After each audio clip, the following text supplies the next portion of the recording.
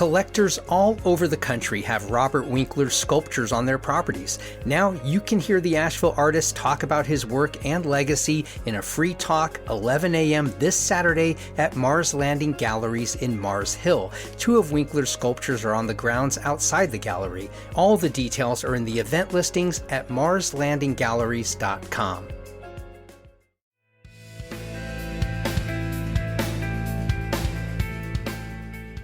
Wake up, Asheville. I'm Matt Peiken, and this is your newscast for Thursday, November 6th. Buncombe County's municipal elections Tuesday brought new leadership to Weaverville and Woodfin. Weaverville Council member Dee Lawrence won the mayoral race with 68% of the vote, succeeding outgoing Mayor Patrick Fitzsimmons. Lawrence says his priorities include managing growth, bolstering infrastructure, and improving resilience after Tropical Storm Helene. Voter turnout rose 43% from last year, with more than 2,700 ballots cast. In Woodfin, only one incumbent, Philip Cohen, was re-elected as the council welcomes mostly new members. Cohen pledged to continue promoting transparency, accountability, and community engagement. You can read more about these races in the Asheville Citizen-Times.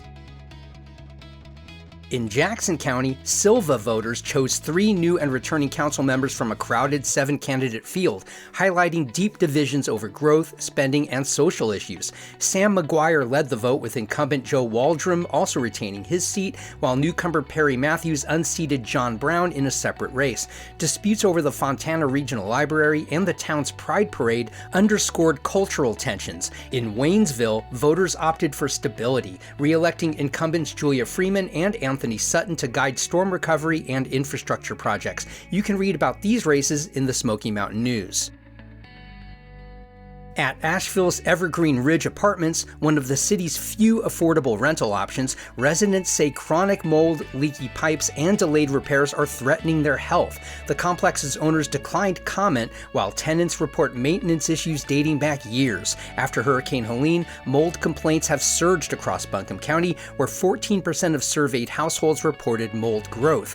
Yet Asheville's housing code doesn't directly regulate mold, leaving renters with limited legal recourse. Advocates warn the problem highlights both a weak housing stock and gaps in tenant protection. You can read more about this at Blue Ridge Public Radio.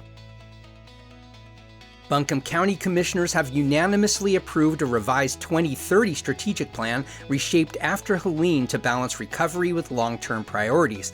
The plan outlines 7 focus areas, including housing, economic development, education, health, safety, and the environment, supported by 17 objectives and 58 measurable goals.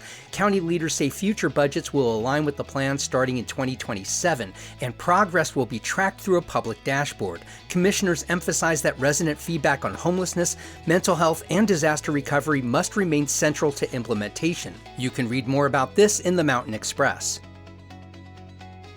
And Asheville is experimenting with a new weekly downtown food truck program, the first of its kind in years, as part of efforts to revive foot traffic after Helene slowed tourism. The pilot, running Fridays through December, gives vendors like Delish and Taste of Philly Flava a rare opportunity to operate near City Hall under current restrictions. City officials say early feedback is positive, and vendors hope it could lead to expanded access or permanent locations downtown. The initiative also revisits long-standing debates over food truck regulations and competition with restaurants. You could read more about this in the Citizen-Times.